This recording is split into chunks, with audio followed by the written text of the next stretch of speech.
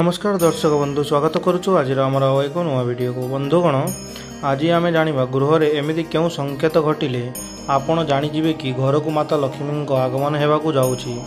माता लक्ष्मी धनर देवी अटंती। माँ लक्ष्मी को प्रसन्न करने को समस्ते भिन्न भिन्न प्रकार उपाय आपणाई था। बहुत पूजा अर्चना करि तेबे ता केहू संकेत अटे जहाद्वारा घरे माता लक्ष्मी आसबार शुभ खबर देता। चलतु जानिबा।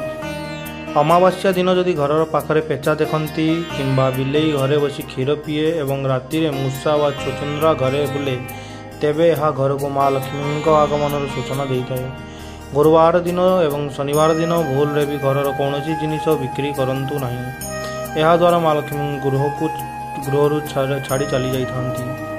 घरे जदि सब बेले अभाव लगी रोए ते जेते रोजगार कले टंकार अभाव रही न था तेबे गोटे पितल ढाल किसी खुचुरा पैसा रखी घरर पश्चिम पटे रखी दिंतु एवं प्रतिदिन सेठी मुंडिया मारंतु। यह आपणक समस्त समस्या दूर करिवो।